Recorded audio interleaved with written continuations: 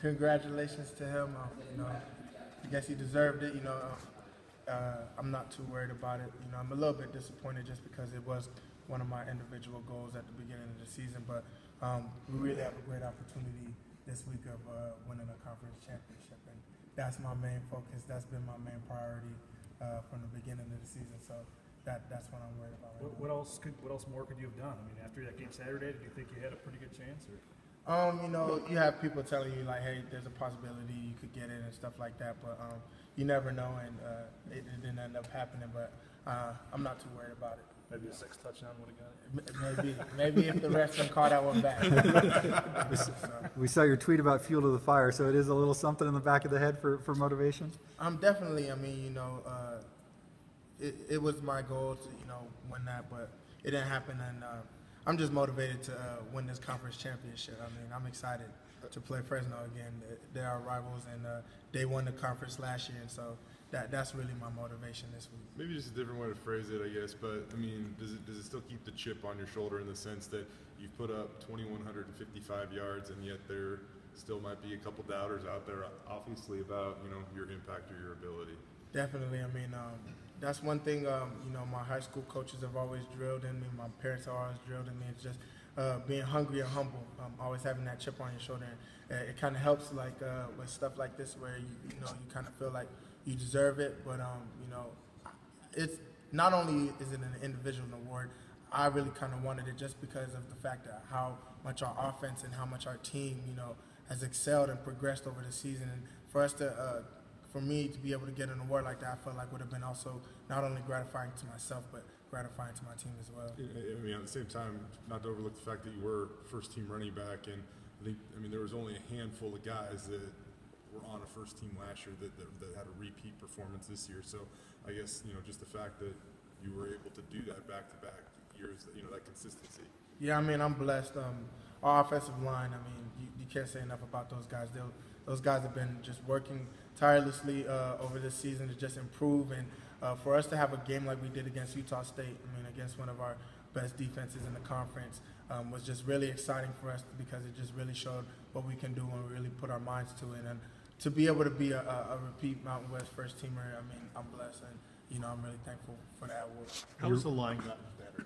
Everybody, Coach Harsin said he thought it was their best performance Saturday. Just you looking at them and running behind, how have they gotten better as the years gone on? I feel like they've just, kind of settled into their own. At the beginning of the season, a lot of those guys hadn't really started a lot of games, played in a lot of big games. And so I feel like as the season just progressed, it was just to where they just felt more composed on the field. They're just making their calls easily. And I feel like they're just getting more confidence. To be able to play Division I football, you have to be a little bit confident about your ability. I really see those guys, that line, just being a confident unit now. You're on the heels of Ian Johnson and Brock Forsey in the record books, and two of the greatest seasons in Boise State history. Have you met those guys at all, or have you watched film of them at all? Do you know who they are? Any connection there at all? Yeah, I've met Ian a couple times. He's a really cool dude. He always has great words to say to me and a lot of good advice. I think I met Brock Forsey one time. I think they came to our alumni on the Blue, but I haven't really spoken with him or watched film with those guys. But, I know about them just because, the history of running backs at Boise State. Those guys, kind of paved the way at running back. And, to be able to be mentioned in the breath with those guys and to have the possibility of breaking Ian's record on Saturday is just amazing. And it's a blessing, and I'm really excited. Those, you obviously Red coached both those guys. Their names come up at all with him? He doesn't really talk too much about them. When we pull up film sometimes and we end up getting old film, he'll say, "Oh, look, here's Ian right here doing what we're about to do for practice." And so, but Coach Red, he's a great running back coach. I've learned so much from him this year, and I think it says a lot if you look at his resume of him coaching Forsey and Johnson and just how productive they were. And I'm just blessed to have a coach like him. What's the biggest thing he's done with your game? He just really helped me to become more all around and more of just to help my all around attributes. Really working in the passing game and just being more of a receiving threat out of the backfield. Also with my pass protection, we've really harped on that this season just to be able to improve on that. And just with ball security as well, he's really been stressing that since the Air Force game of just trying to make sure that, we take care of the football when you're fighting for that extra yardage. And I think he's really just helped me improve my game to a whole nother level this year. How much better player do you think you are now than you were last year? I think I'm, leaps and bounds better. I feel like my vision is better. I'm a lot more patient. And I also think, just being able to do more for the team, in other areas like my pass, catching the ball in the backfield and pass protecting. I think that really just helps our offense just take it to another level as well. Jay, is there a way that you guys grade pass protection or anything like that? And if so, how have you kind of stacked up? So basically, what our pass pro is just we have our guys that we're supposed to get, on the blitzes, and we're just trying to make sure that we keep the pocket clean for our Grant. And sometimes the pockets does collapse, but as long as you keep the guys covered, then usually Coach Red he gives you a good pat on the back and says good job. And he really likes it, when we stone him on bull rushes a lot, because sometimes the linebackers just try to come with a head of steam, and you got to just take them on right then and there. Saturday night, Jay, I mean, you guys been waiting for this game, getting a chance to, be in this game. You're in it. It's at home, national TV again. I mean, just your thoughts on this game Saturday and what the opportunity you guys have to do is. This is big. I mean, I don't think we've ever had a conference championship game in Boise State history. So this is really big. I mean, our goal is to win this conference championship game. Fresno's a great team. They did it last year, so they're the reigning champs. And so we have an opportunity to knock those guys off, and we're really excited, really motivated, and just really determined this week in practice.